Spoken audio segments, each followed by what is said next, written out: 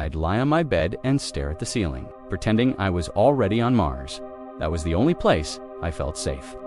This is the true story of Elon Musk, a boy who escaped a broken home by building whole worlds in his mind, only to grow up and try to build them for real. You'll hear how a school beating left him hospitalized, how he quietly cried the night he sold his first company for millions, and how one journal entry from childhood still shapes the rockets he sends into space. But could all the genius and ambition in the world save him from the thing he feared most, becoming just like his father? Before Elon Musk changed the world, he was just a boy hiding in the hallway of his South African home. The walls were thick, but they couldn't block out the sound of arguing. Sometimes it was loud, sometimes it was quiet and cruel. But no matter the volume, it always made him feel small. He'd sit on the cold tile, pulling his knees to his chest, counting the tiles and patterns only he understood. He didn't cry, not anymore. He just imagined places where there was no shouting, places where he could build the rules. Pretoria was hot, dusty, and full of rules he didn't understand. Boys were supposed to fight, to be tough, to blend in. But Elon was different. He liked computers more than cricket, liked asking questions no one had answers to. At school, the other boys noticed, and when you're different, kids can be cruel. One afternoon, they cornered him at recess, threw him down a flight of stairs, left him bruised and barely breathing. He spent a week in the hospital. His nose was broken, his confidence shattered. But the deeper wound wasn't physical. It was the question that settled in afterward. Why doesn't anyone want me to exist as I am? Back home, he barely spoke. His mother, May, a strong-willed dietitian, tried to reach him, but Elon had retreated inward. She'd find him reading encyclopedias cover to cover, or tinkering with parts pulled from old electronics. When he was 10, he discovered something that changed everything. A clunky, beige-colored computer, his first.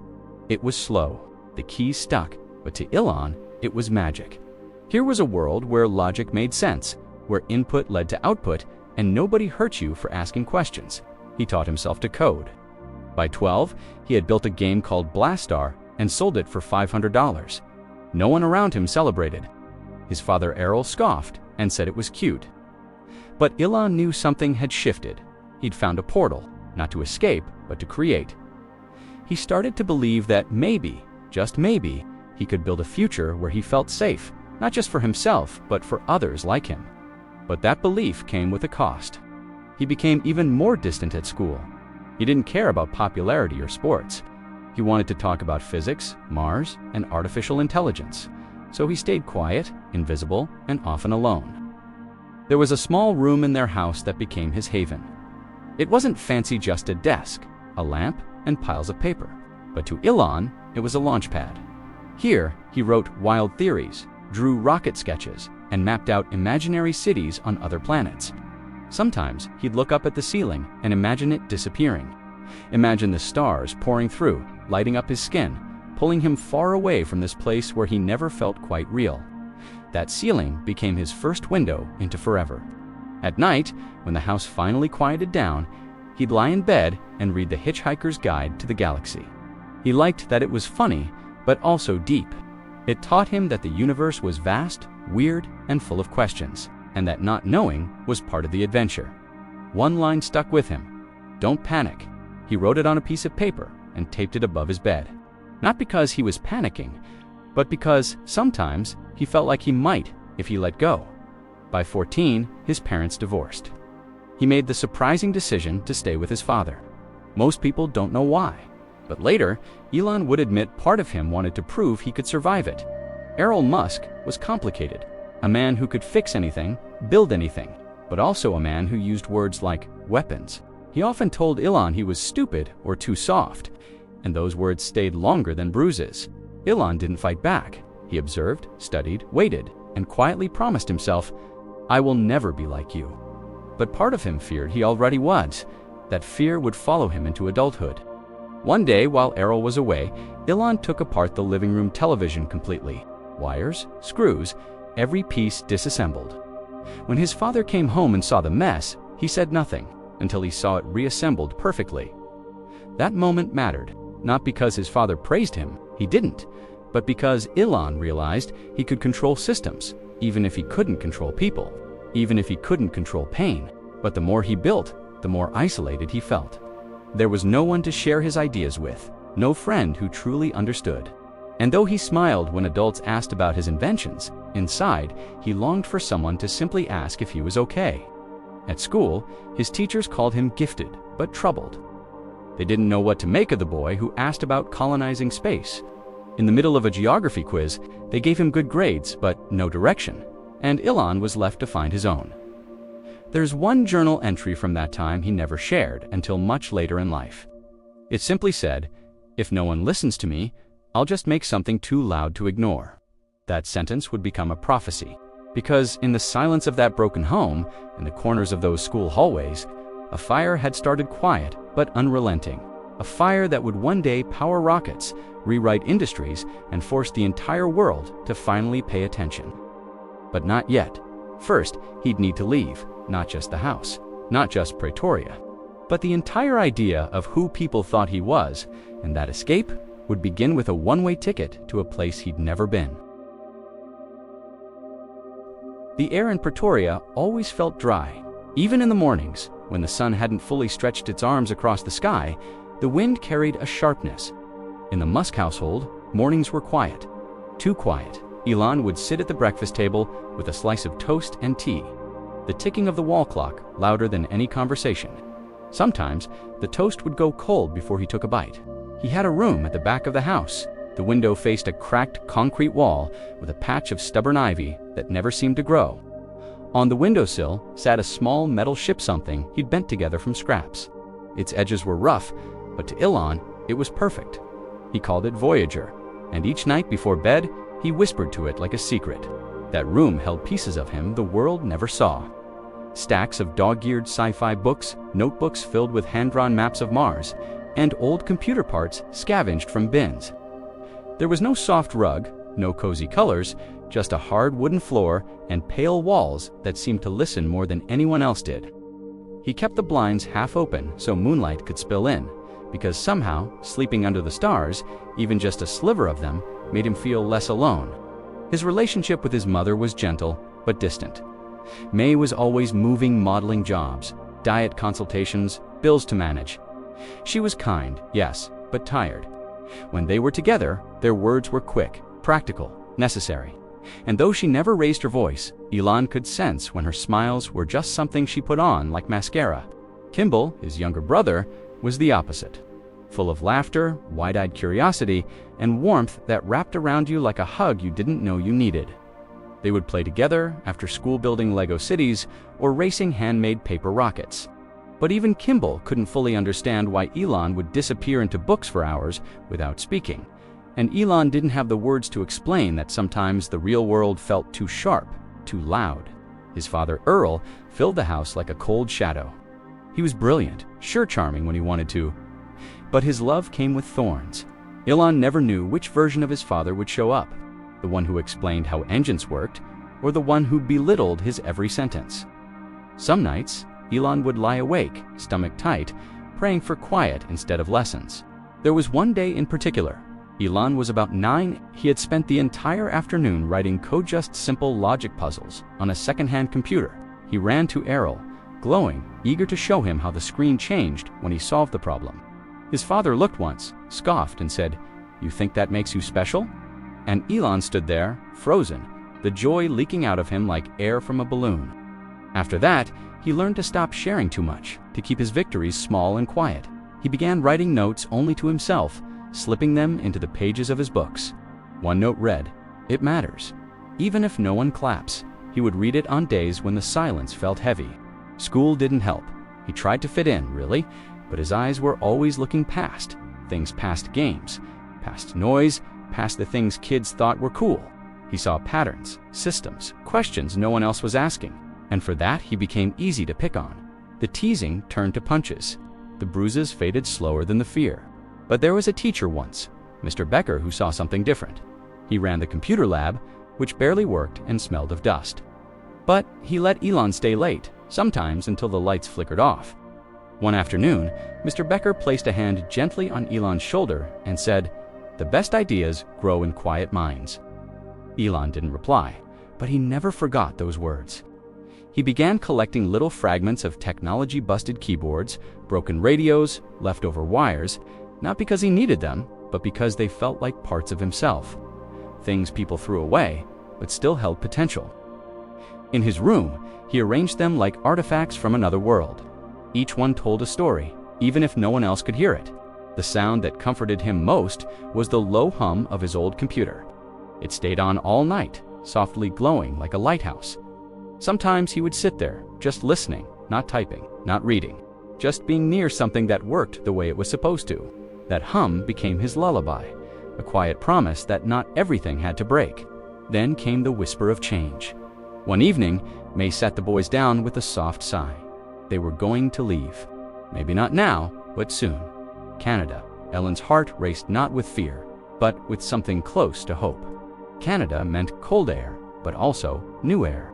He had always dreamed of leaving South Africa, not because of hate, but because of weight. The weight of his name, his skin, his silence.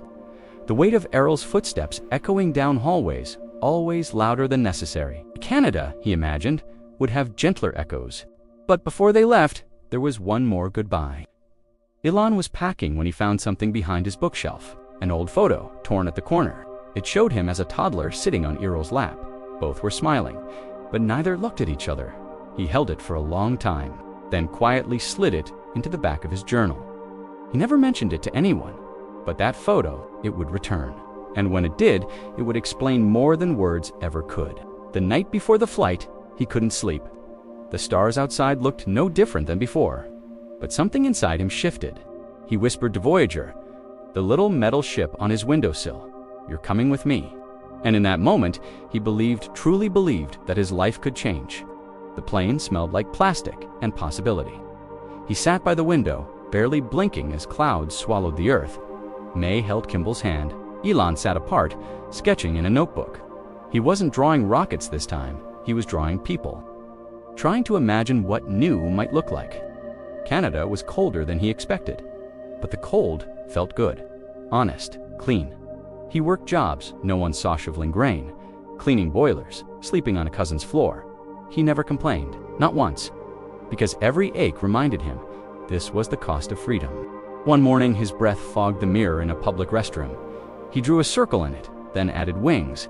It was a symbol he'd come back 2 years later on a height board, in a lab, in silence. But he didn't know that yet. All he knew was he was still dreaming. He carried his books everywhere. Foundation, The Hitchhiker's Guide, a beginner's guide to physics. He read them on buses during breaks under flickering lights. People passed by without noticing. But Elon was building something in his head the whole time. There was one moment small, quiet, easy to forget. He was helping clean a grain bin, slipped, fell, laughed at himself for the first time in weeks. And when he looked up, the sky above was wide and open. That sky became a kind of promise, one he's still trying to keep. But what he didn't know then was that someone he trusted back in Pretoria would one day return. And when they did, they'd bring with them a memory Elon had tried to bury. There was a basement in the house where Elon stayed during his first Canadian winter. It wasn't much a mattress on the floor, a cracked light bulb, and a tiny window near the ceiling that let in pale morning light. But for Elon, it was more than shelter. It was quiet, and it was his. He called it the lab, even though nothing inside hummed or blinked yet. Every morning, he'd wake to the sound of pipes creaking. Footsteps above meant the rest of the world was moving. But in the basement, time slowed down. He would lie still, stare at the wooden beams, and plan. Plan ways to move forward without needing anyone's permission. Money was tight. He worked small jobs, lifting heavy things, mopping floors, sorting food in grocery stock rooms. No one asked his name, they just pointed where they needed him, and he nodded, quietly grateful for the chance. During breaks, he'd pull out a small notebook. The pages were soft from cold hands and long use. Inside were lists, inventions, questions, business ideas, and random sketches. One page read, "How much does a rocket really cost?" That question would haunt and guide him for years. He kept the notebook in a plastic sandwich bag to protect it from snow. It didn't matter if his fingers ached from cold. He needed that book because inside it was proof that he still had something the world hadn't taken. School came later. He enrolled at Queen's University in Kingston. far from anyone who knew his past. The campus was quiet in the fall, covered in leaves that crunched under his boots. He didn't talk much in class, but his hand was always up when questions turned technical. He sat in the back, near a radiator that clicked when it heated. He liked that seat, because the click reminded him of the humming computer back in Pretoria, the one that used to lull him to sleep. In its own way, it still followed him. He wasn't popular, but he wasn't invisible either. People knew him as the smart one, the intense one, the one who asked the professor about hypothetical colonies on Mars, then jotted down notes as if it was homework. He wore the same black jacket almost every day. It was worn at the sleeves, fraying at the edges. But inside the pocket was something he never removed. A folded piece of paper from his younger brother, Kimball. It said, "Don't forget why you started." They wrote to each other when they could, letters, not emails. Elon said handwriting felt more real.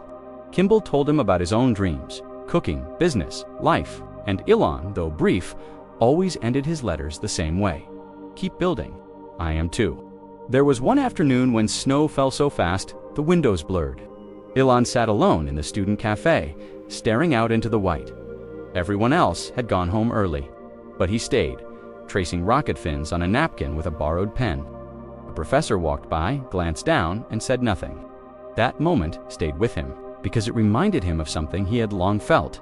That brilliance could be quiet, and often unseen. But it didn't make it any less real. It just made it harder to carry. One day, he met a girl named Justine. She was quiet too, loved books, thought deeply. Their conversations were slow and thoughtful, like stones skipped across still water. They didn't fall in love quickly, but they noticed each other in a way that felt safe. She once asked him why he was always scribbling in the same notebook. He paused, looked down, then said, "It's the only place I feel like I make sense." She didn't laugh, she nodded, and that, to him, meant everything. But even during those soft beginnings, Elon carried a weight, something he didn't name, not even to himself. A voice that whispered late at night, "You're still running." Running from a version of himself that was shaped by silence, shame, and bruises. And that voice would grow louder with time. One weekend, while helping a classmate move, Elon found an old computer in a junk pile. He asked to keep it. Spent hours fixing it in the basement. When the screen finally flickered on, he whispered, "Still works." It wasn't just about the machine, it was about himself. He began dreaming bigger, not just of flying away, but of building something that could change everything. He transferred to the University of Pennsylvania, chasing stronger programs and wider roads. There, he dove into physics and economics, because he believed the future needed both. He lived with roommates in a house that rattled when trucks passed by. To pay rent, they hosted parties on weekends. Elon charged $5 at the door, but he never drank. He stayed in his room working on ideas while music thumped downstairs. That room had yellow walls and a single desk lamp. The light buzzed, the window stuck. But the desk held stacks of scribbled equations, startup ideas, and orbital models. He once wrote, "If Earth ends, where do we go?" Then circled the word Mars 3 times. One late night, he took a walk alone. Snow lined the sidewalks. His breath came in soft clouds. He stopped by a frozen fountain and stared into the still water. Something in him cracked open, not with pain, but with certainty. He whispered to the wind, "I will not be ordinary." But even as he whispered that vow, he didn't know what it would cost. Didn't yet know the weight of loneliness success could bring. Didn't know that years later, he would read something in a newspaper that would shake him. A name he hadn't spoken in a long time. Someone from Pretoria. Someone who knew a secret. Because in the early days of Canada, before school and startups, there was one night he never spoke of.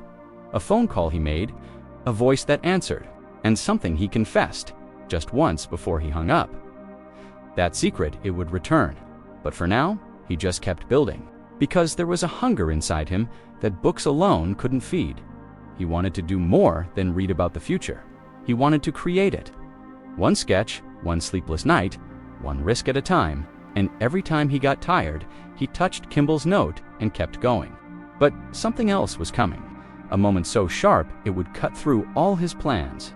The first time a dream would meet the real world, the first time failure would taste real, and the first time he'd have to choose between comfort and calling. On the worn leather couch in his Los Angeles home, Elon scrolled through photos.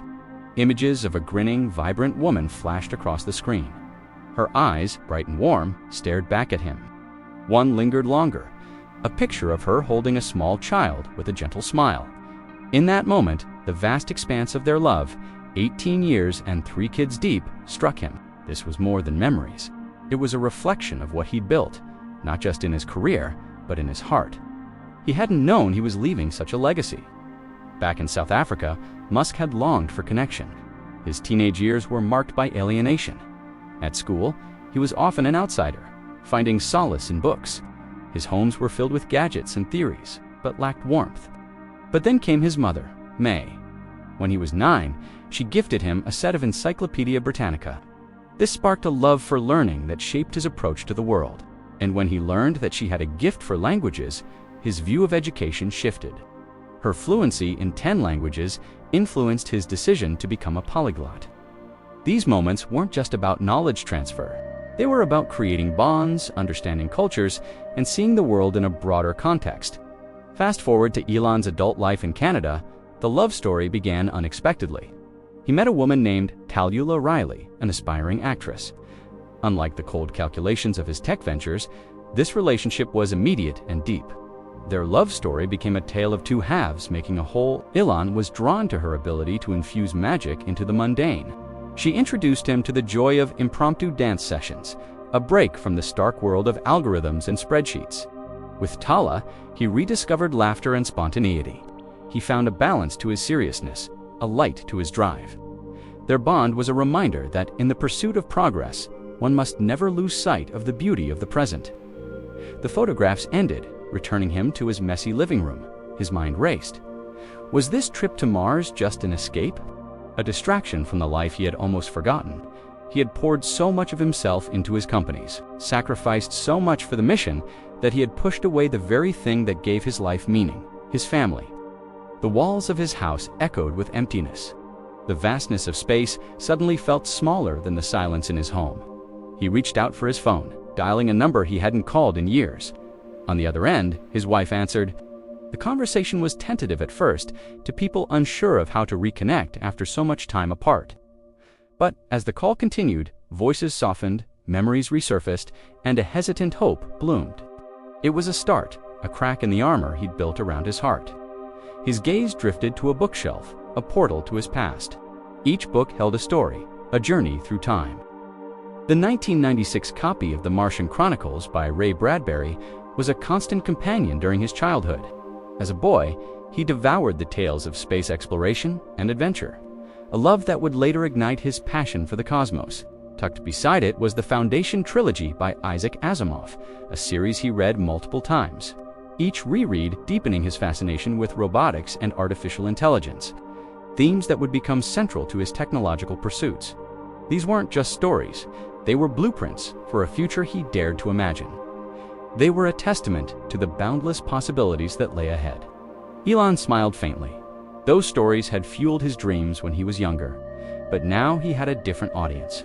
His youngest son, X, a curious 5-year-old, loved hearing tales of the stars.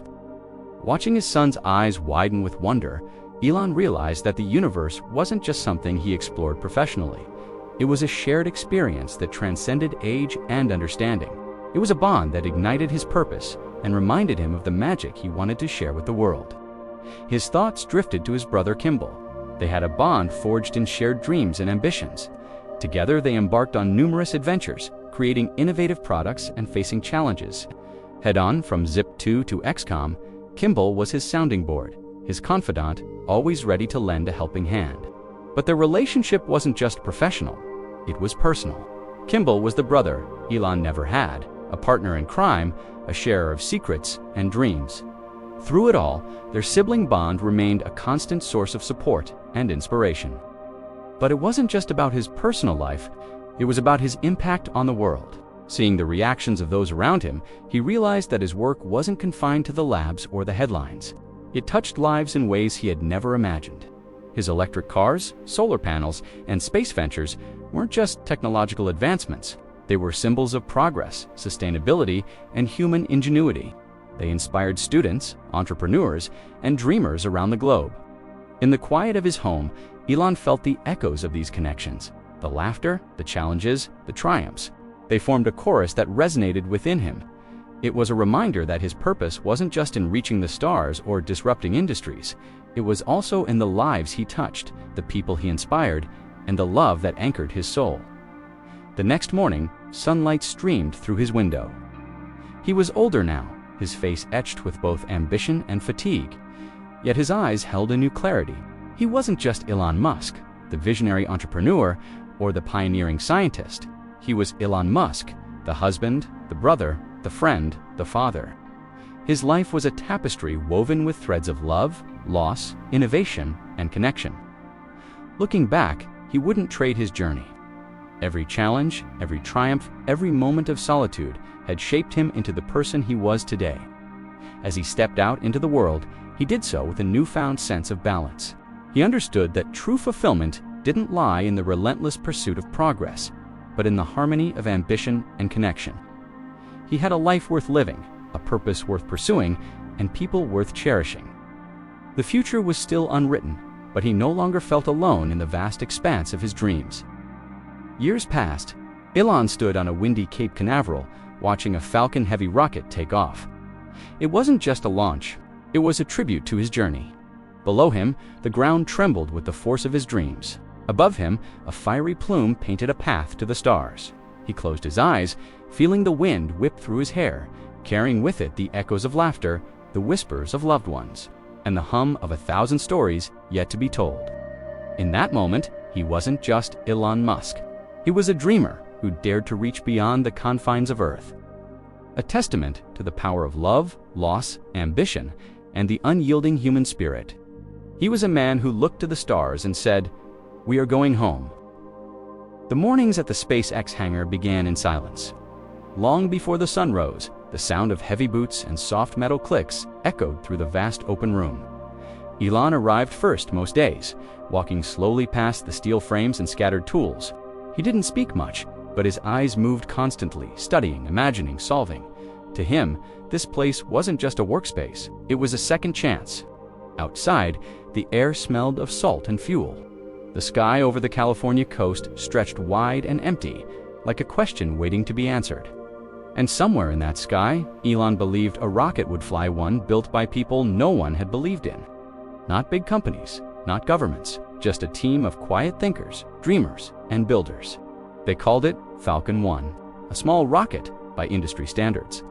But for Elon, it carried something massive: his hope, his fear, his past. Each bolt, each panel felt personal, like it held stories that no one else could hear. He would run his hands along the cold frame late at night, tracing the edges like pages in a journal. Once, he placed his palm against the rocket's side and whispered, "You're going to prove we belong here." It wasn't just about space, it was about belief. The first launch day arrived with soft winds and nervous smiles. Engineers double-checked controls. Elon stood nearby, quiet but present. He didn't pace, he didn't fidget. He just watched, breathing slow, hands in his pockets. As the countdown began, no one spoke. The rocket lifted and failed, not with an explosion, but with a quiet, sinking loss of power. It fell short of orbit. The team stared at screens. Some cried, others cursed under their breath. Elon simply nodded and said, "We try again," and they did. Weeks turned to months. The second launch came, then the third. Each one failed, not all in the same way, but all with the same result: disappointment, delay, doubt. Investors pulled away. Journalists mocked. Staff numbers shrank. But Elon stayed. He slept on a beanbag near the workshop. He skipped meals, sold possessions.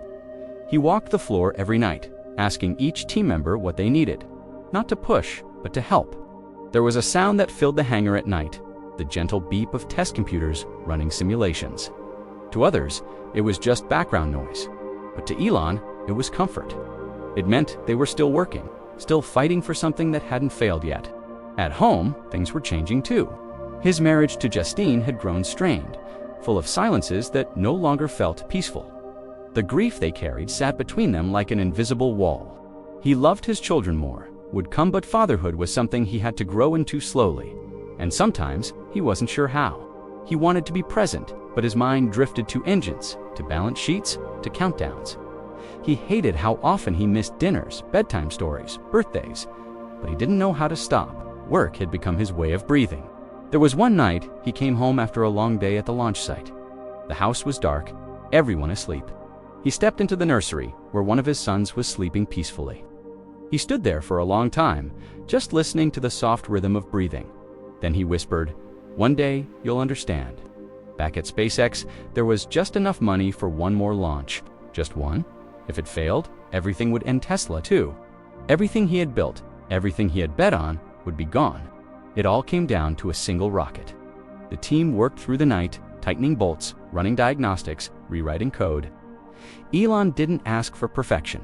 He asked for belief. He told them, "Whatever happens, I'm proud of this team."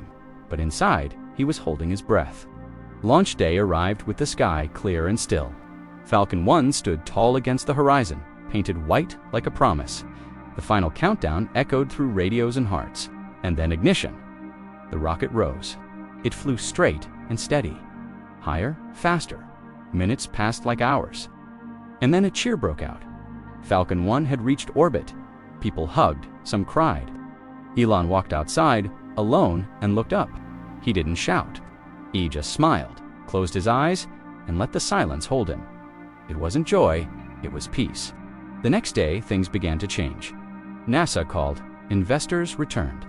SpaceX was no longer a risk. It was real. And Elon's name was suddenly everywhere. But with recognition came pressure. Expectations grew like weeds. And deep down, Elon knew this was just the beginning. One success didn't erase the pain behind it. It only made the next step more fragile. Tesla was struggling too. The cars were beautiful, but production was a nightmare. Elon poured every last cent he had into keeping both companies alive. At one point, he borrowed money for rent. The world saw a billionaire. Elon saw bills he couldn't pay. He once said, "This is the closest I've ever been to breaking," and he meant it. The stress was constant, the fear daily. But every time he felt the edge approaching, he thought of Nevada, and he pushed forward. Then came Christmas Eve. He sat alone in his office, papers spread across the desk, a cup of cold coffee by his hand. The lights above flickered slightly, and then his phone rang. It was NASA. They had chosen SpaceX. The contract was real $1.6 billion. Enough to build, enough to continue. Elon leaned back in his chair, stared at the ceiling, and whispered, "Thank you." It was the first time he'd prayed in years.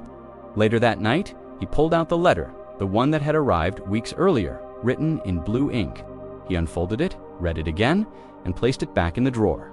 It didn't scare him anymore, but it reminded him that the past had roots, and one of those roots was beginning to grow again. Someone from his early years was reaching out, someone who remembered a different version of Elon, one who wasn't building rockets, one who was still healing. The phone would ring again, but next time, it wouldn't be NASA. It would be a voice he hadn't heard since Canada. And the words they would say would shake more than just memories. They would shake the truth. The SpaceX offices felt calm that morning. There were no alarms, no countdowns, no urgent repairs.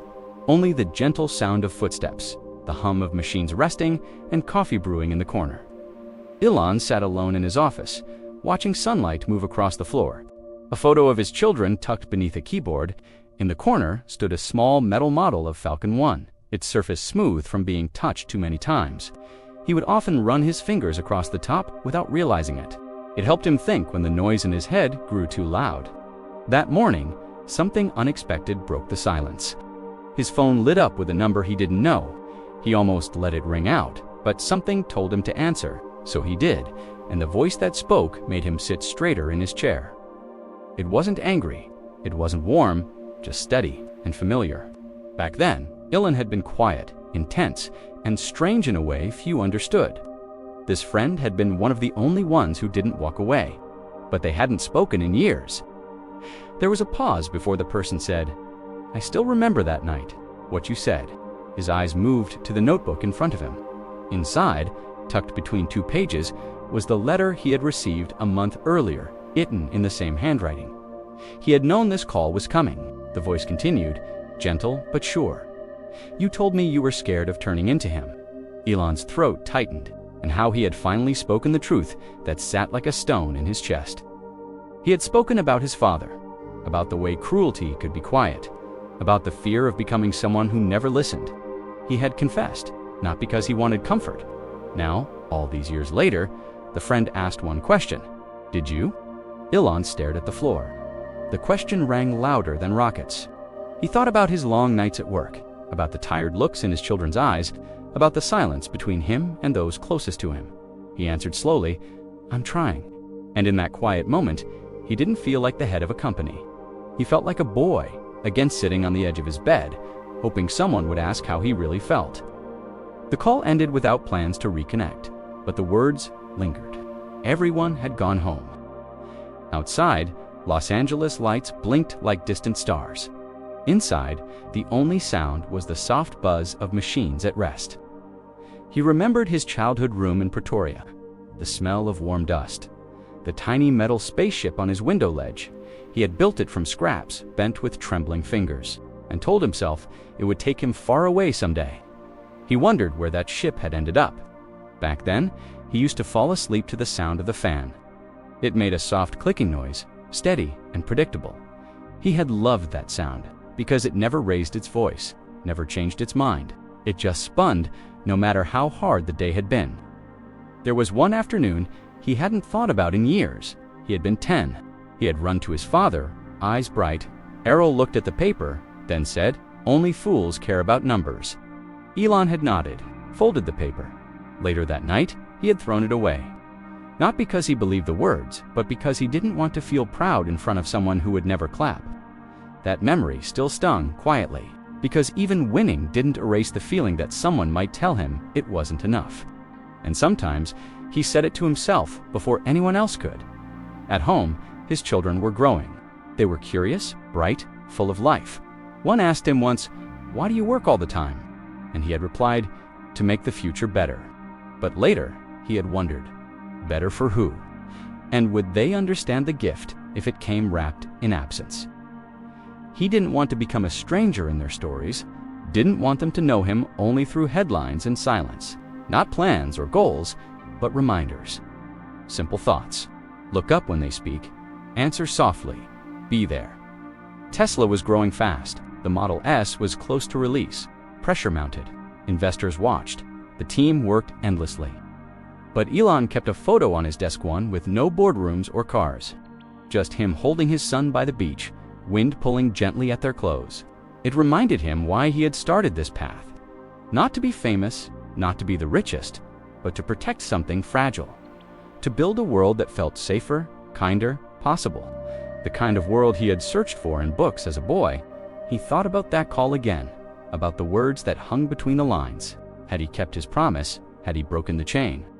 Or had he simply built a different kind of wall?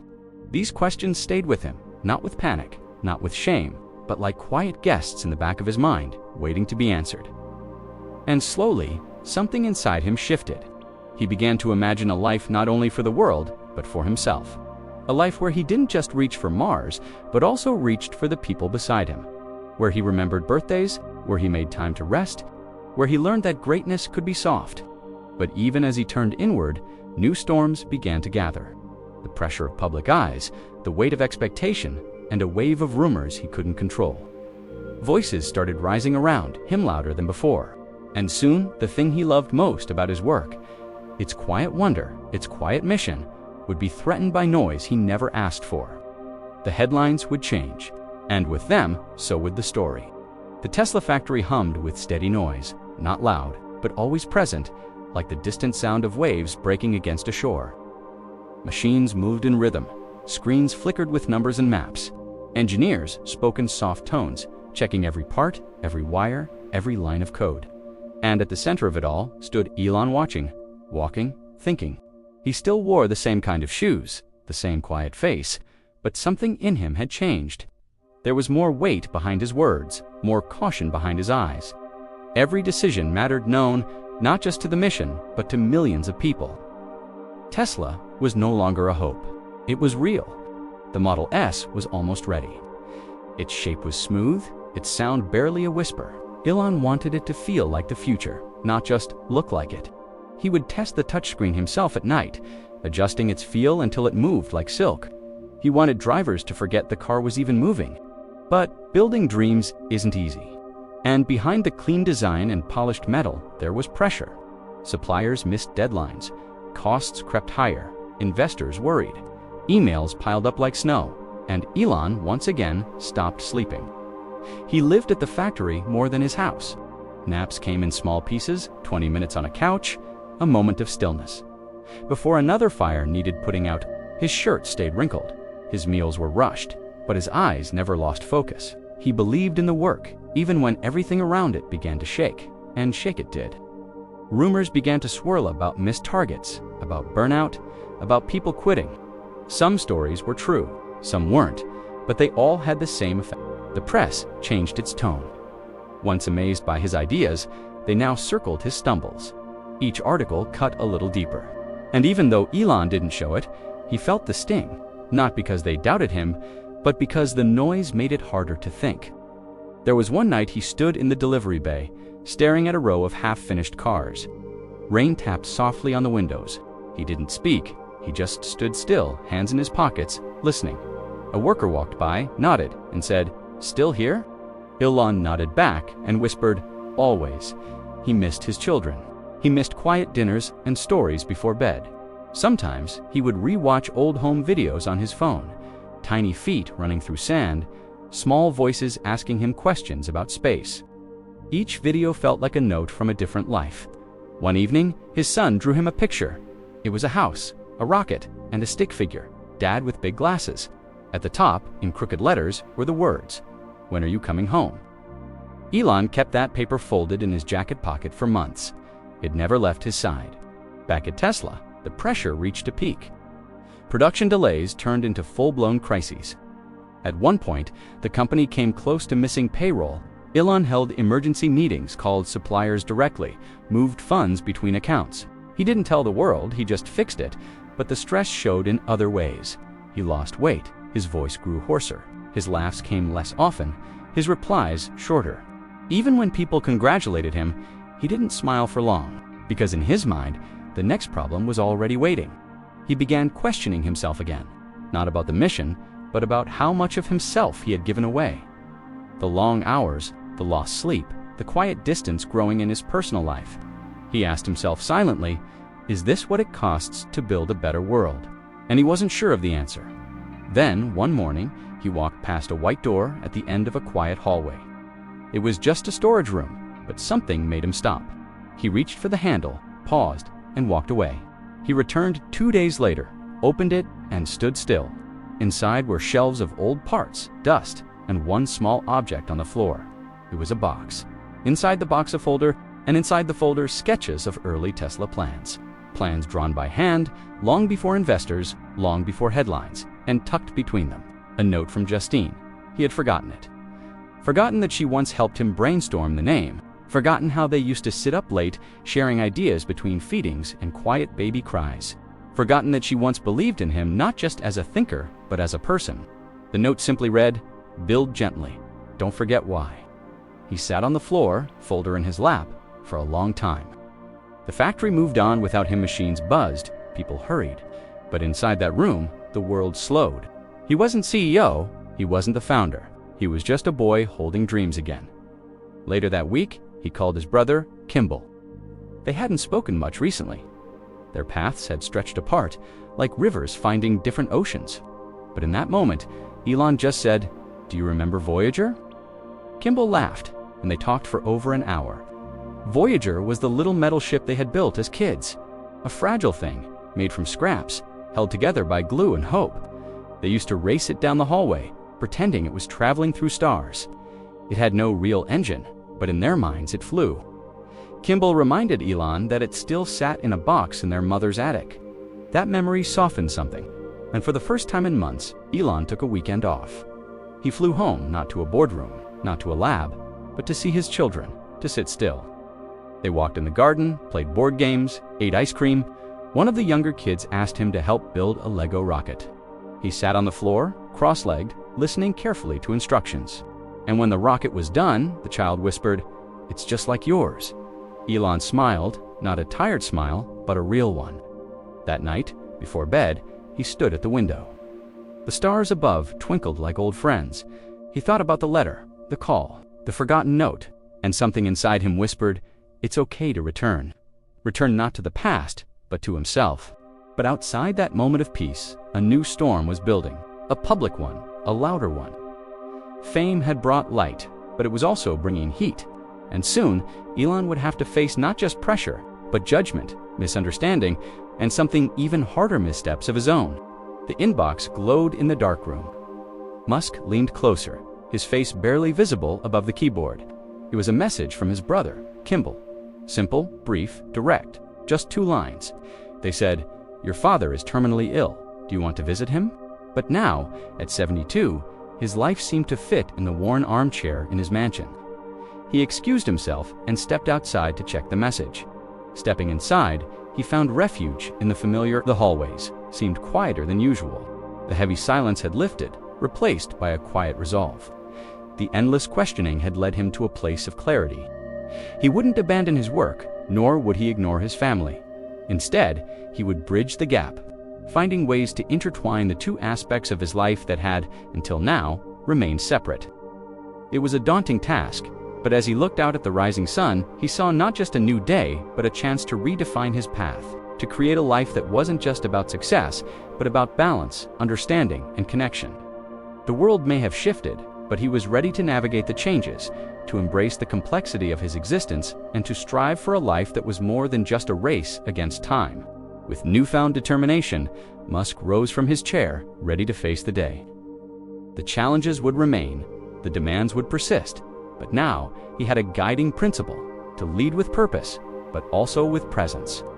It wouldn't be easy, but as he stepped out into the day, he felt a sense of hope. He was more than his achievements, he was more than his struggles. He was a man striving to live a life on his terms, a life that was uniquely his own. The rooms more spacious, even the toys scattered across the floor seemed to mock him with their innocence. He climbed the grand staircase, each step echoing his solitude. Up here, among the books and gadgets, he felt most himself.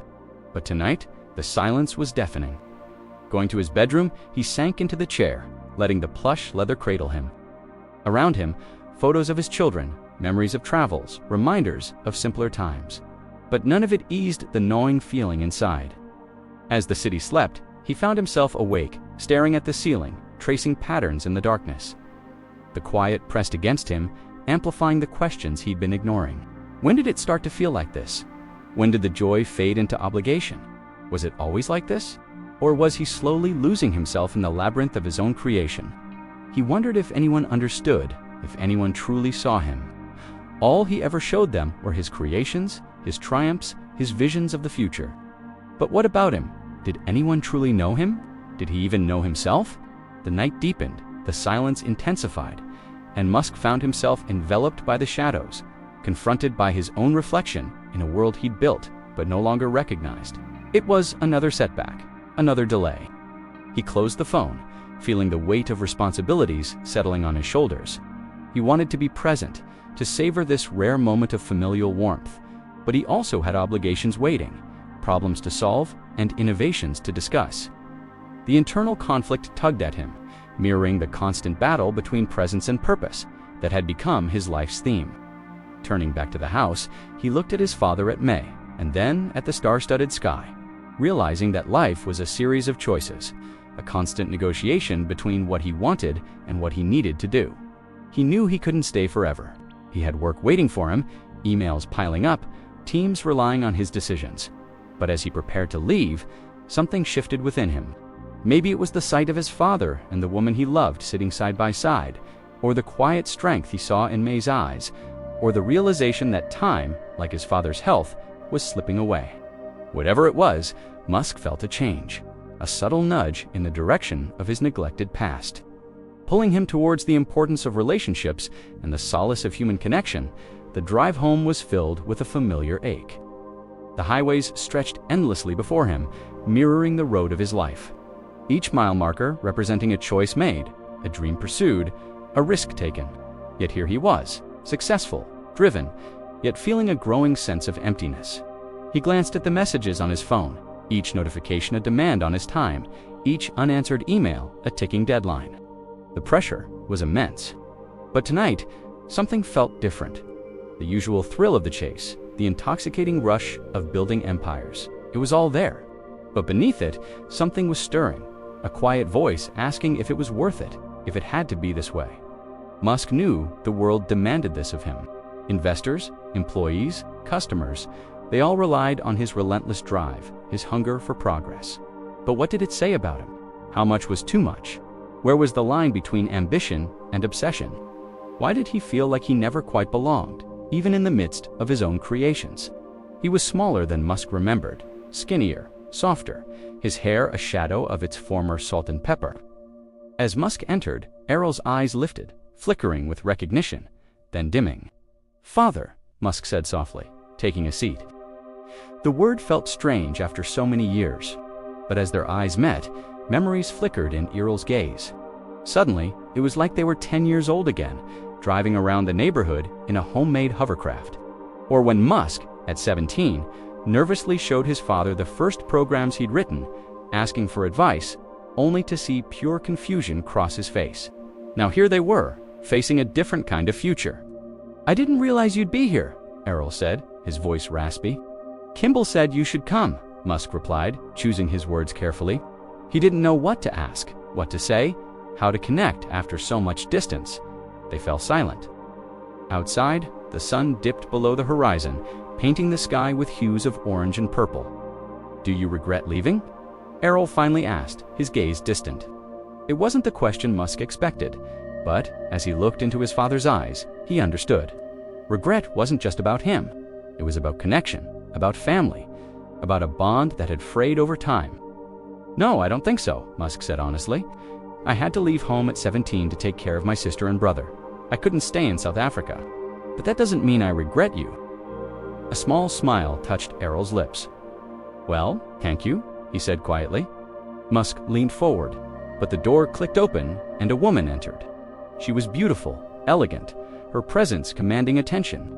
Errol saw her and his eyes lit up. "May," he said warmly, reaching for her hand. Musk watched, surprised by the affection in his father's voice. He realized he didn't know much about this woman who appeared so comfortable in his parents' home. May, Errol's partner, the person he'd chosen to spend his final years with. After saying hello to Musk, she sat down next to her father. The three of them sat in silence for a moment, the air thick with unspoken words and shared history. Finally, Errol cleared his throat. "This is my eldest son, Elon," he said to May.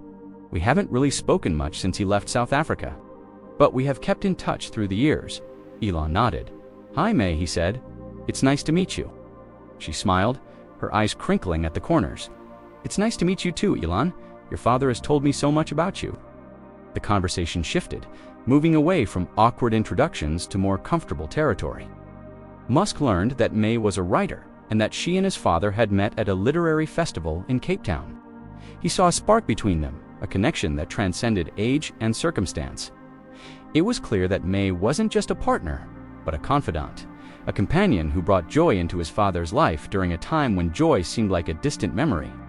As the hours passed, Musk found himself relaxing, sharing stories about his life in America, about his companies and his dreams. He spoke about his children, his voice softening as he showed pictures on his phone. Looking at May and his father, he saw a kind of happiness that he wished he'd seen more of growing up, a simple contentment that radiated from the quiet moments, from the shared laughter, and the gentle touches. It was a stark contrast to the world he usually inhabited, a world of deadlines, setbacks, and public scrutiny. Here, in this quiet room, there was a sense of peace, a feeling of connection that he'd long forgotten existed. The screen seemed to dim. For a second, Musk's fingers hovered over the keyboard, then dropped slowly to his lap. His chest tightened, pulling at a silence he didn't want to break. Finally, he typed back. "Yes," the reply sent. He closed the lid, pressing against the cold metal. A few inches away, a photo frame sat on the table. A younger Musk smiled brightly next to a tall, handsome man. His arm was slung casually around Musk's shoulder. "It's okay," Musk whispered. "You're doing well." But there was no one to answer, and so he went to his father. Errol Musk had lived many lives. Engineer, pilot, inventor. But even in this peaceful moment, Musk's phone buzzed, pulling him back to reality. He reached his mansion, a fortress of glass and steel. As the first light of dawn crept through his window, Musk felt a change. It was a quiet Tuesday when the message arrived. Nothing urgent, no alarms, just a soft buzz on Ellen's phone. He glanced at the screen and paused, his thumb hovering. The name wasn't saved in his contacts, but he knew it. It came from a time before rockets, before cars, before headlines. He opened the message slowly, like unsealing a box from childhood. The words were short, polite, direct. They read, "Would you be willing to talk? I think it's time." No signature. But he didn't need one. He knew who it was. She had been a friend, not a loud one, not someone who stayed long in the spotlight of his life, but someone who once saw through the fog, who had listened when his voice trembled. Someone who had walked beside him through the snow when he was still building his future out of borrowed books and small dreams.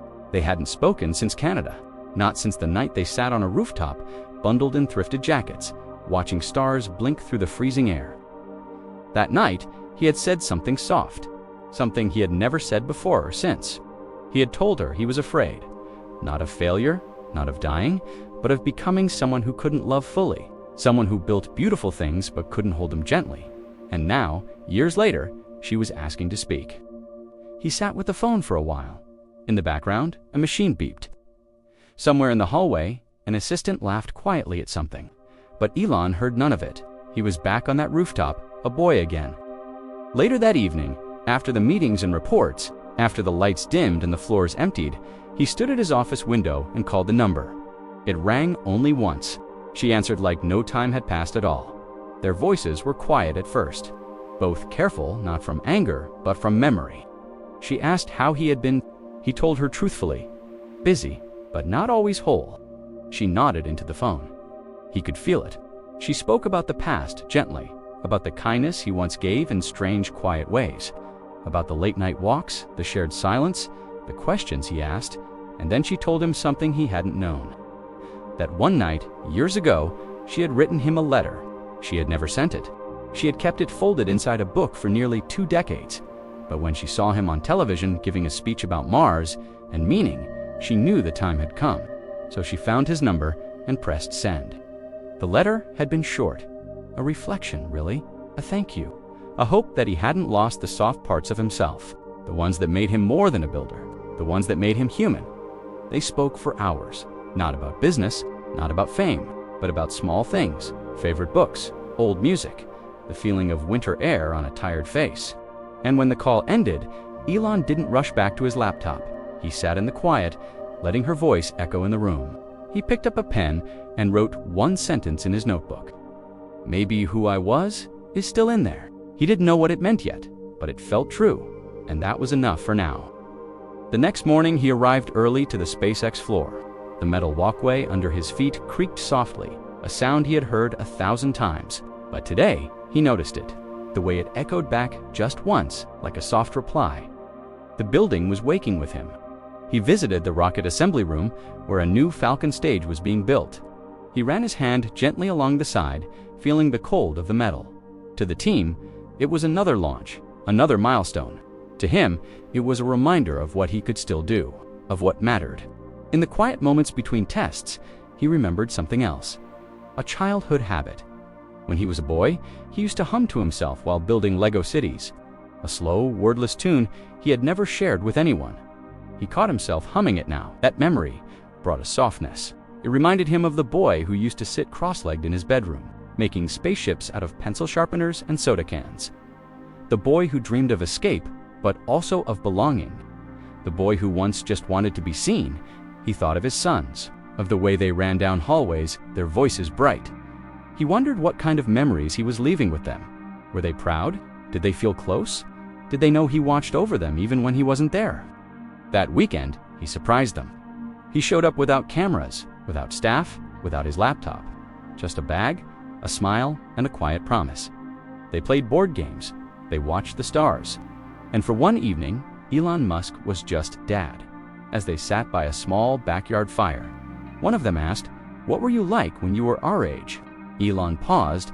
He didn't answer with facts or awards. He said, "I was quiet, but I was full of dreams." Later that night, as the fire turned to ember, he took out a folded piece of paper from his wallet. It was one of the old drawings his son had made. A rocket flying past a moon, drawn in shaky crayon lines. He smiled and traced it with his finger. He knew the road ahead would still be rough, that criticism would return, that not every launch would go as planned. But in that moment, under the night sky, he didn't feel tired. He felt ready. He felt ready to keep building, not just machines, but moments, not just futures, but forgiveness, not just a legacy, but a life worth remembering for its gentleness, too. Still, as the wind picked up and the fire dimmed, he remembered something else. A conversation long ago with someone who told him, the most powerful thing you'll ever launch is yourself, into the places you're most afraid to go. And soon, he would go there, into something bigger than rockets, into something deeper than numbers or screens, a place where a single word could undo years of silence. And what he would say next would surprise even him. The world started clapping louder. Every interview, every launch, every tweet made the headlines stretch across more screens. People began treating Elon like a hero, a symbol of the future. Some called him a genius, others called him reckless. But either way, they were watching, always watching. The more the world looked at him, the harder it became to look inward. He still had his quiet moments, still sat alone in dim offices late at night. But now, those quiet moments carried new weight. They were no longer about dreams. They were about pressure, responsibility, and the fear of letting the world down. He remembered a science fair back in South Africa. He had built a simple circuit board that blinked with small lights. He stood beside it proudly, waiting for someone to ask how it worked, but no one came.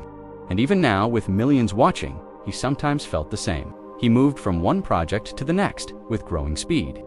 Starlink, Neuralink, solar panels, underground tunnels. Each idea was bold, each goal massive.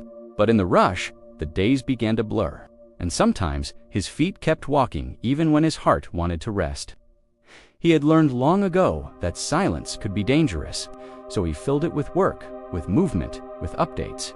Even when tired, he kept going, because slowing down felt like a risk he couldn't afford. Because somewhere inside, the boy who feared being forgotten was still whispering. There was a moment backstage before a big event. He stood alone, holding the remote that would control his presentation. A staff member asked if he was nervous. Elon didn't answer. He just looked down at his hands, shaking slightly, even after all these years. When he walked onto the stage, the lights were bright. The crowd stood, the applause was loud. But to Elon, it felt far away like sound underwater. He smiled, spoke clearly, made jokes. But inside, he felt a crack forming. After the event, he sat quietly in a corner of the green room. No one disturbed him. He looked at his reflection in the mirror and didn't move. He wasn't sad, but he wasn't proud either. He just felt blank. Later that night, he walked home under the stars. His car had been waiting, but he chose not to take it. He wanted the stillness, the wind, the sound of his footsteps. The streetlights flickered, and for a while, he just let the world carry him. He stopped at a park bench, sat down, looked up. The moon was full, quiet, calm. He closed his eyes and remembered a sound, the click-click of his old bedroom fan from childhood. That sound always made him feel safe. Not because it was special, but because it never judged him. It just spun, steady, soft, and right then he wished he could sit in that childhood room just once more. The next morning, he arrived early at the Tesla Design Lab. He walked the rows of sketches, the models, the notes pinned on walls. He touched each one gently, as if they were pages of a journal. They had started from nothing. Just like him, and now they stood strong. But even strong things wear down. That week, news outlets began to circle one mistake. A tweet he posted in frustration. Words he didn't edit. It spread quickly, gathering opinions, outrage, jokes. And suddenly, the storm returned. Critics called him unstable. Supporters defended him. But none of them knew how tired he was, how often he second-guessed himself, how hard it was to speak clearly when the noise never stopped. He tried to explain, tried to write a follow-up, tried to soften the message, but it was too late, and deep down, a familiar feeling returned. The feeling of being misunderstood. It brought him back to school days, to classrooms, where he answered questions no one else dared to ask, to teachers who called him too intense or too quiet. to the sting of being told to just fit in, even though all he ever wanted was to be himself. He remembered a moment with his momme when he was small. He had come home from school with a scraped knee and tearful eyes. She sat with him in the kitchen, offered a bandage and warm tea. She didn't say much, but her presence wrapped around him like a blanket. That was one of the only times he truly felt safe in that house. Now, years later, he wondered what it meant to be safe. Not just physically, but emotionally. He had fans, money, companies, goals, but who saw him when the lights were off? Who understood the parts of him that were still unsure? He tried therapy once, quietly, privately. It was hard to explain things that lived more in silence than in words. But he stayed, listened, tried, because part of him knew he couldn't carry it all forever. The therapist asked him a question that stuck. Do you ever feel like you're still trying to prove something to someone? He didn't answer, but the question followed him home. And when he opened his old notebook that night, he found the answer there. Inside the notebook was a sketch unfinished, a rocket half-drawn, drifting above a small planet. He had started it years ago, but never completed it. Beside it was a sentence in his own handwriting. Even if no one sees, build it anyway. That sentence made him pause, because that was the root of it all. The building, the chasing, the dreaming. It was never about applause. It was about the quiet promise he made to himself as a child. But the world didn't know that version of him. The one who whispered to machines, the one who cried silently behind bookshelves, the one who built things because it was the only way he knew how to feel okay, and that version was beginning to feel lost again. One evening, he received a message from one of his children. It was simple, a photo of a Lego rocket with a small note. "This one's for you." Elon stared at it for a long time, then placed his phone face down and closed his eyes. He didn't want to disappear, but he wanted to find his way back. Back to the version of himself who created from wonder, not survival. Back to the voice that whispered, "Go slow, it still counts." Back to the boy who believed in stars. He decided to step away for a while, not from work, but from noise. He turned off his phone for a weekend, went somewhere without cameras, and sat under the sky. Just breathing. He listened to birds, watched trees sway, felt the earth under his shoes, and thought not about headlines, but about healing. Because healing, he was learning, was a kind of building too. A slower one, a quieter one, but just as important. But while he rested in silence, something else was stirring. Not in his mind, but in the world. A challenge, a shift, a decision, and what he would choose next would surprise everyone, including himself. The room was quiet, except for the ticking of the wall clock. Elon sat near the window, hands resting on his knees, eyes fixed on nothing. The sky outside was soft and gray, like a page waiting to be written on. He had taken this time to rest, but resting was harder than he thought. Stillness had a way of making old feelings rise again. He picked up a stone from the ground outside and placed it on the table. It was smooth and cold, just a small thing from a nearby stream. But it reminded him of something he couldn't quite name. Something from when he was a boy bee for California, before Tesla, before all of it. He kept touching it, like it might help him remember who he used to be. That weekend, he didn't check his email. He didn't open his laptop or answer the constant knock of messages on his phone. Instead, he walked through trees, across fields, under skies that didn't ask anything of him. And in that space, a quiet voice returned the one he had silenced for years. It wasn't a loud voice. It didn't tell him to build. It didn't whisper about Mars or machines. It simply asked a question. Are you okay? He didn't answer right away, because the truth was, he didn't know. He had everything the world said was enough, and yet something inside him still ached. Not with failure, but with something gentler emptiness. He thought of Nevada, the baby he lost, the one he never really spoke about. The grief was quieter now, but never gone. It lived in small moments in photos he never posted, in lullabies he never sang. And in the silence that followed success, he remembered sitting in a rocking chair once, holding Nevada against his chest. The baby had fallen asleep mid-cry, and Elon stayed still for nearly an hour, afraid to wake him. The hum of the fan above, the rhythm of the tiny heartbeat under his hand. These were things no achievement could ever replace. And some nights, when he closed his eyes, that memory returned like a breath. He carried it with him when he went back to work. But this time, something in him was softer. He didn't rush to speak in meetings. He listened more. asked questions without needing to prove anything. He still led, but now he also followed.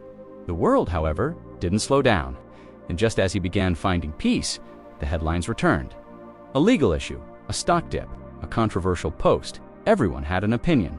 And the pressure knocked gently, then loudly, on his door again. One night, after another round of interviews, he sat in his car longer than usual. The engine was off, the keys resting on his lap. He didn't want to go inside. Not yet. He just needed a moment to remember how to breathe. He turned on the radio, not for news, but for music. A soft song played, one he hadn't heard since he was 17. It had played on a grainy speaker during his first road trip across Canada, back when he still believed anything was possible, even with $20 in his pocket. He let the song play all the way through. Inside the house, his kids were already asleep. He walked from room to room, peeking in without waking them. Their breathing was steady, warm, gentle. He knelt by one bed and whispered, "I'm still learning, but I'm trying." Then he placed the folded drawing back on the nightstand. In the kitchen, he found a note from one of them. It said, "I love you, even when you're busy." He held it to his chest for a moment, then taped it to the fridge with a quiet smile. The world could say what it wanted, but here, in this stillness, he felt seen. But just as he began to find balance again, a storm began to build.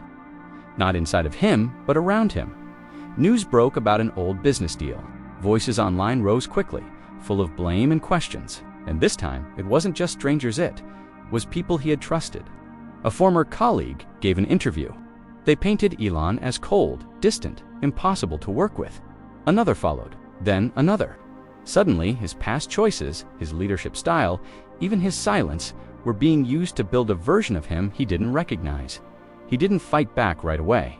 He waited, watched the stories pile up. But something inside him began to tremble again. The same fear he knew as a boy of being misunderstood. He called Kimball one night, late after reading one of the harsher headlines. His voice was quiet. "Was I really that hard to be around?" There was a pause, and then Kimball said, "You were focused. Sometimes that feels like distance, but you never stopped caring." That answer stayed with him, because maybe caring wasn't always loud. Maybe it didn't always look like kindness. Maybe it was just showing up, even when you had no words. And maybe he still had time to do better. He began writing, again real writing. Not plans or emails or investor notes, but letters. One for each child, one for Nevada, one for himself. He didn't know if he'd ever share them, but the act of writing helped. It made him feel human again. It reminded him that the story wasn't over, that healing wasn't a finish line, it was a rhythm. He returned to the factory with a new posture, still determined, still sharp, but gentler, more open. He made eye contact, asked people how they were, and this time he waited for the answer. The younger engineers noticed the shift. Some said he was more present. Others said he seemed tired but lighter. And a few said he laughed, more really laughed, like someone who remembered what joy sounded like. But just as he settled into this new rhythm, an unexpected letter arrived. No return address, just a wax seal with a small imprint, a circle with wings. He opened it slowly, expecting another complaint or request.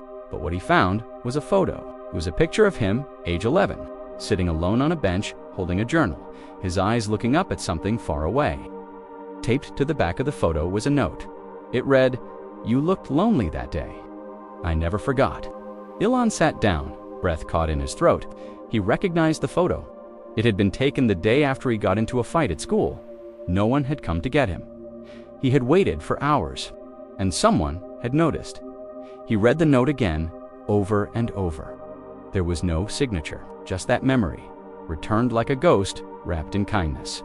And suddenly, he didn't feel misunderstood anymore. He felt remembered. But what he didn't know yet was that someone from his past was preparing to speak publicly, not with kindness, not with memory, but with a story that would challenge everything. And what they said next would test how far Elon had truly come. The photo stayed on Elon's desk for days. He didn't frame it. He didn't hide it either. It just sat there quiet, watching like a window back to something soft. Back to a moment of loneliness that, somehow, had been witnessed. He didn't know who sent it, but he was grateful they did. Each time his eyes drifted toward it, a calmness would return. Not peace exactly, but something close, like the hush of wind through trees, or the way light fades gently across a wall at dusk. He needed that calm now, because the storm outside was growing again. A story broke, one from someone he had once worked with closely, someone he had trusted. Their words weren't angry, but they weren't kind either. They described Elon as cold, distant, driven to the point of carelessness. And suddenly, the headlines didn't just question his choices, they questioned his heart. He read the article once, then again, not to fight it, but to ask himself if any part of it might be true. And in that quiet, the hardest truth came to him. Some of it was, he hadn't meant to hurt people. But sometimes, in his chase for precision, he had ignored feelings. He had interrupted, overcorrected, pressed too hard, not out of cruelty, but out of urgency. Still, impact doesn't always care about intent. The hardest part wasn't the criticism. It was realizing how often he'd missed small signals. A tired look, a hesitation in a voice, a question left unanswered. Moments where someone needed understanding, and he hadn't seen it because he'd been too focused on the mission. He sat at his desk that night, journal open, pen still. Then, slowly, he began to write letters again. This time, they weren't to his children or to himself. They were apologies. Not to be sent yet, but to be written. He wrote one to a former engineer he'd once shouted at in frustration. One to a friend he stopped calling when work got too busy. One to his younger self for all the times he had pushed away softness to appear strong. Each letter brought a kind of ache, but also, strangely, a kind of light. The next morning, he walked the Tesla line without saying a word. He just observed, watched the rhythm, the small adjustments, the teamwork. And he saw something he hadn't seen before. A technician helping another without being asked. Two designers quietly celebrating a breakthrough on a new model. He paused near a charging station, placed his hand gently on the car's hood, and whispered, "They're doing this together. Not because of me, but with me." It was a soft shift, but a powerful one. The kind of realization that grows in the cracks of silence. That week, he hosted a meeting he didn't have to. He invited employees not just to present, but to speak, not about data, but about how they were doing. Some were surprised, some hesitated. But slowly, the room filled with voices. One young woman said, "I've never seen you as cold, just focused." Another added, "We know you care, but it helps when you show us." Elon nodded quietly, then said something he hadn't said in years. "I'm still learning how to be here, not just ahead." Those words hung in the air, and when he walked out of the room, the tension felt a little lighter, not gone but shifted, like a door had opened just a little more, enough to let light in. Later that night, he found himself rearranging the books on his shelf. Tucked behind an old copy of The Hitchhiker's Guide to the Galaxy was a photo of him and his brother Kimball, taken during their early days in California. Both young, tired, holding coffee, and grinning like they'd just cheated fate. He smiled, then placed it beside the photo from his desk. He realized something in that moment. The success he'd built didn't live in launch pads or stock prices. It lived in these memories, in the trust of others, in the space between hard work and human care. And maybe in the grace to change.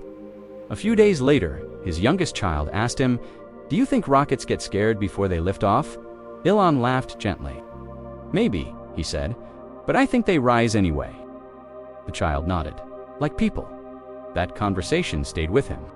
He replayed it in his head during late-night meetings. And one night, he jotted it down in his journal under the heading, "Important Truths from Small Voices." Because often, it was the smallest voices that reminded him of the biggest things. And sometimes, those voices lived inside his own heart. He began slowing down in small ways. Taking lunch outside, turning off notifications for a few hours each day, asking questions before giving answers. It wasn't a full stop, but a softer step. And that softness mattered. But even as he softened, the world kept turning. And soon, a new challenge arrived, one unlike the others. It wasn't about a company or a rocket. It was personal. A quiet, unexpected shift in someone close. A longtime friend sent him a message. It read, "We need to talk. There's something I should have told you years ago." Elon stared at the screen. His hands didn't move. Something about the message felt old, like an unopened letter from another life. He replied simply, "I'm listening." The conversation that followed was tender. It revealed a moment from the past one Elon had forgotten. A kindness he had offered without thinking. a ripple he had created without knowing, and now, years later, it had shaped someone else's entire path. That realization brought tears to his eyes. Not because of guilt, but because of grace. Because in all his chastening, he had left pieces of light behind, and some of them had grown without him ever knowing. He closed his eyes that night with a new kind of peace. A peace not built from winning, but from remembering. From realizing that legacy wasn't carved in steel or code, but in every soft moment that lived beyond him. Still, the path ahead was not done. And just as the past had softened him, the future was preparing to test him again. Not with rockets, but with something deeper. A confrontation with someone who knew the earliest version of him, and had held on to a truth that might still hurt. The message came just after midnight. Elon was at his desk, the only light in the house coming from the soft glow of his monitor. The rest of the world was sleeping, wrapped in quiet, but his thoughts had been restless, swirling like a slow storm. Then the notification blinked. It was a name he hadn't heard in over 20 years. Someone from before Silicon Valley, before the first prototype, before the world had learned how to spell Musk. The message simply read, "I've held on to something you need to hear." He stared at it for a long time, not out of fear, but because of how quickly it transported him back to Pretoria, back to a time when he was more boy than builder, when every friendship felt fragile, like paper in the wind. She had been a classmate, quiet like him, soft-spoken, always reading. They had shared 1 year together before her family moved away. They weren't close, not in the usual way, but they had shared something simpler, safe table at lunch. She reminded him of a day when they both hid in the library during recess. The classroom had been too loud, the courtyard too cruel, so they sat between bookshelves reading in silence.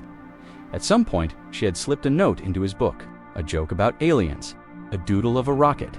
He had forgotten that moment, but now it returned with startling clarity. He could feel the cracked spine of the paperback in his hands, could hear the hum of the library's old ceiling fan, and most of all, he could remember feeling seen. They spoke the next day, voices low, sentences slow.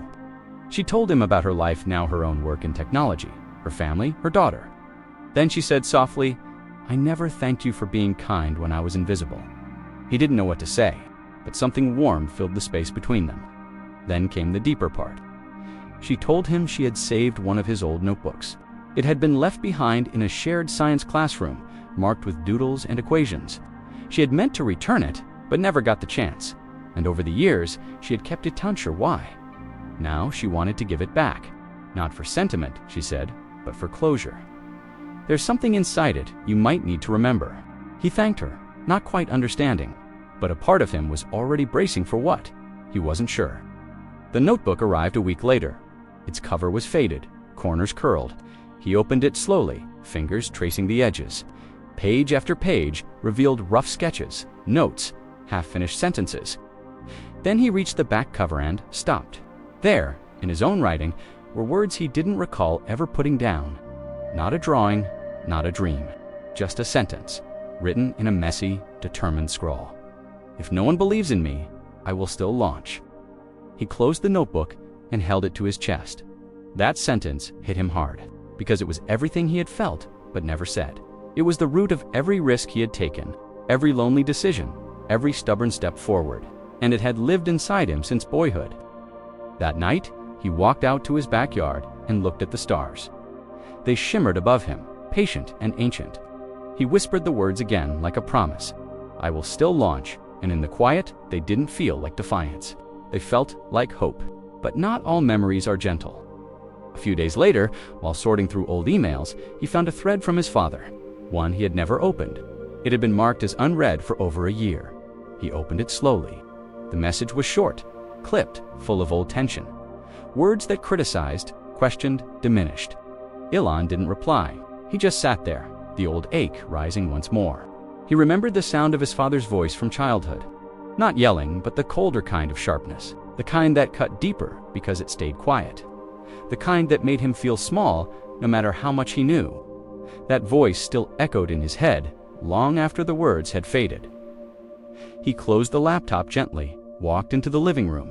The kids were asleep upstairs, their drawings still taped to the fridge. He poured a glass of water and stood by the window. And for the first time in a long while, he let himself cry, not loudly, not in pain, but in release. Because grief isn't always about loss. Sometimes it's about the love you never received, and the small hope that maybe, someday, it will find its way back. He spoke with his therapist again, told her about the notebook, the message, the memories. She asked him one question. "Do you still believe that sentence?" He thought for a long time, then nodded, "Yes, but now I want someone beside me when I launch." That shift mattered. It meant he no longer wanted to do everything alone, that he was learning to ask for help not just at work, but in life. To say, "I'm not okay," or "I need you," without feeling like he was failing. He started having more dinners with his kids, more unstructured time. They played board games, spilled juice, told silly stories. He laughed more, not because things were perfect, but because he was finally letting life be messy. At work, he made a quiet change. He placed the old notebook on a shelf in his office, visible to everyone. When asked about it, he simply said, "It reminds me where I started." And those words meant more than any quarterly report ever could. But as the days passed, a new story began to form. One not from his past, but from someone else's future. A young engineer had written him a letter. Inside, they shared their story of growing up neurodivergent, feeling out of place, and how hearing Ellen's own story helped them believe they weren't broken. The letter ended with, "You didn't save me. You showed me how to save myself." He read it twice, then a third time, then placed it beside the old notebook, two pieces of a puzzle. He was only just beginning to understand. Legacy, he realized, wasn't about being remembered. It was about what you left behind in others, in the quiet confidence they found in the light that stayed after you left the room. And in that space, he no longer felt alone. But just as this new chapter unfolded, a figure from the past reappeared, not in letters or memories, but in person. Someone who had watched his rise with silent resentment. Someone who carried a truth Elon had long tried to forget. And what they said next would open a door he thought he had closed forever. The meeting was unplanned. Elon hadn't expected to see that face again, not in this lifetime, but there he was, older, tired-looking, holding the same calm stare. His father stood just across the courtyard, waiting, not waving, just watching like he always had. They hadn't spoken in years. Their last words had been clipped, careful, like two strangers at the edge of a wound. So much had gone unsaid between them, not because the words weren't there, but because neither knew how to say them. But now, the silence could no longer hold the weight. Elon stood frozen for a moment. Memories flooded in like a tide. The cold hallway floors, the nights when he'd pretended to be asleep, just to avoid another lesson in disappointment. And the voice, always that voice measuring him, not comforting him. His father stepped forward slowly. No smile, no apology, just a quiet sentence. "I thought we should talk." Elon nodded once, then walked with him toward a nearby bench. They sat without speaking for a while. The wind rustled a tree above them. A child's laughter echoed faintly from across the park. Elon kept his hands in his lap, his eyes down. And then his father spoke again. "You've built a world," he said softly. Elon didn't reply, not because he didn't hear it, but because he didn't know how to hold praise from a man who had once refused to say he was proud. The words felt sharp. Too late, maybe, or too early still. His father leaned back, eyes scanning the sky. "Do you remember the radio in the garage?" he asked. Elon nodded. He remembered. Old, dented, always humming with static and jazz on Sunday mornings. "I'd find you down there," his father continued, messing with wires, listening to stations from places you couldn't pronounce. There was a small smile in his voice. "You didn't talk much, but you always listened." Elon looked up slowly. That part, at least, was true. They sat for over an hour. There were no tears, no raised voices, just small stories shared like breadcrumbs through a forest of memory. His father didn't apologize, not exactly, but he said something close. "I was harder than I needed to be, and that was enough to let something shift. Not forgiveness, not yet, but an opening, a hinge creaking." Elon spoke to not about pain, but about loneliness, about how even now, with millions watching, he sometimes still felt 10 years old. His father listened quietly, didn't argue, didn't correct, and that stillness was the closest they had ever come to peace. Before they parted, his father placed a hand on his shoulder. It stayed there just long enough to mean something. Back home, Elon sat at the edge of his bed. His childhood room was gone, of course buried under years of change, but in his mind, it returned. the same cracked wallpaper, the old fan spinning above. The quiet hum of forgotten dreams. He lay down and stared at the ceiling. He thought about how much of his life had been shaped by proving he wasn't his father, by being better, kinder, smarter, more driven. But now he wondered, had that made him forget parts of himself along the way? Parts that needed more than just achievement? The next morning, he found a small toy in the hallway. A rocket built from Lego bricks, missing one wing. He held it in his hands and smiled. It wasn't perfect, but it was imagined, built, loved, like all the best things in life. He placed it on his desk beside the old notebook, and as he sat down, he noticed something else, an envelope tucked underneath the keyboard. Not addressed, no stamp, but unmistakably familiar. It was the letter from his college days, the one he had written to himself back when he first landed in Canada. A promise written in a time of hunger and hope. He had forgotten it even existed, but somehow it had followed him here. He opened it slowly. The handwriting was shaky, full of misspellings and big dreams. It said, "Don't forget why you started. Not for the money, not for the name, for the stars, for the ones who feel alone. Build for them." He read it twice, then gently placed it back. That day, he walked through the Tesla floor with a different gaze, not scanning for flaws, but noticing people, their hands, their tired eyes, their quiet laughs. He paused beside a designer struggling with a circuit board. Together, they fixed it, neither rushing. Later, he visited the Starbase construction site. Dust rose from the ground, sunlight bouncing off metal frames. He stood quietly, watching teams lift pieces into place. Then he pulled out his phone and took a photo not of the rocket, but of the hands lifting it.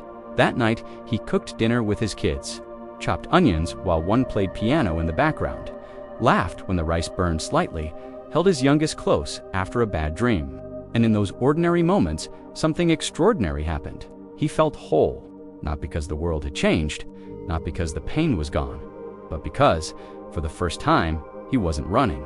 He was just here, breathing, listening, holding what mattered. But life always moves, and just as he found a soft rhythm, the universe tapped again. An opportunity unlike any before. A moment that could change not just his story, but the story of everyone still searching for their place beyond this earth. And to answer it, he would have to make one final choice. Not as the inventor, not as the billionaire, but as the boy who once sat under a broken fan, dreaming of stars and hoping someone might one day understand him. The sun had just dipped behind the Texas horizon. The sky glowed soft orange and violet, like a painting gently fading into night. Elon stood on the Starbase platform, high above the ground, wind brushing against his jacket. Below, the newest starship rested taller than dreams, quieter than fame. It wasn't just metal and math, it was memory, stitched into steel. He reached into his pocket and pulled out the note again. The one from years ago, folded so many times its corners had frayed. "Don't forget why you started." He held it gently between his fingers, letting the words settle one last time. They didn't echo like orders, they breathed like a lullaby. The world still buzzed around him. Cameras, questions, expectations. But in this moment, the noise stayed outside. Here, there was just the boy who once stared at stars through a cracked bedroom window, and the man who had finally learned to slow down enough to look up. He whispered to himself, not for press, not for legacy, just to remember. This was never about escaping Earth. It was about holding it, about giving others a reason to believe they could belong, not only in space, but in this life, even if they felt different, even if they felt alone. That night, he didn't return to a boardroom. He went home, tucked his children in, and sat on the floor beside them. He read from The Little Prince, his voice soft, words curling like clouds. When the youngest fell asleep, still gripping his hand, he stayed there for a while, just listening to the rhythm of breath. He thought of Nevada, not with pain this time, but with warmth. He imagined him somewhere, cradled by stars, quietly cheering him on, like a light that never left. Outside the window, the wind moved the trees in slow waves, and he remembered the sound of the old fan clicking gently above his childhood bed. He hadn't heard it in decades, but now it hummed softly in his heart, steady, familiar, kind. He walked into his office, now quieter than it had ever been. No blinking lights, no meeting buzzers, just a notebook left open, a toy rocket, a photo of a library corner. He picked up the Lego ship still missing. One wingman smiled. "Some things are beautiful, not because they're finished, but because they're loved. He sat down and began to write, not a mission statement, not a pitch deck, but a bedtime story for children with loud thoughts and soft hearts, for dreamers who hide in corners, for builders who cry in silence. It began like this. Once there was a boy who didn't speak much, but inside, his mind soared louder than stars. And it ended with, and every time he felt alone, he looked up because he knew someone else was looking too. The world still talked, still debated his choices, praised his ideas, questioned his timing. But Elon no longer waited for their permission. He was building something different now. Not a company, not a ship, but a rhythm he could finally live inside. He launched the Starship quietly.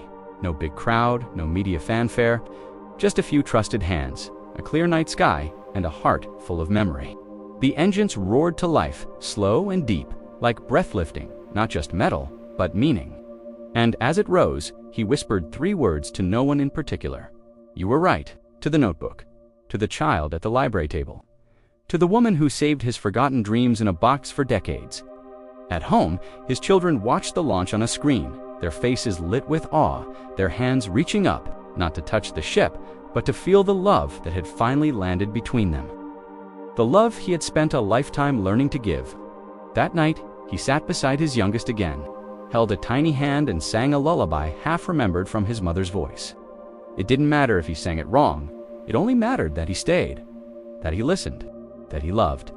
When the child fell asleep, he walked outside one last time. The air was cool, the stars gentle. And for the first time, he didn't ask the sky for more. He simply said, "Thank you," not to the stars, but to the silence between them. Because now, he understood his greatest invention had never been a rocket or a car. It was his own soft becoming. The transformation from pain into peace, from aloneness into love, from escape into presence. And maybe, just maybe, someone listening tonight needed to hear that. To know that you can be brilliant and broken, loud in your mind and quiet in your heart, and still be enough. So if you're lying there now, unsure of your story, uncertain of your place, just know this. Even Elon Musk, the boy who built for the stars, spent years wondering if he was worthy of this world. And still he kept building. Still he stayed. And tonight, maybe you can rest too, not because everything is solved, but because you're allowed to begin again gently. So breathe in. Let the wind move through you like a lullaby. Let the stars remind you that you're not alone, that someone else once lay awake too, dreaming of light, whispering, "Sleep, tomorrow needs you."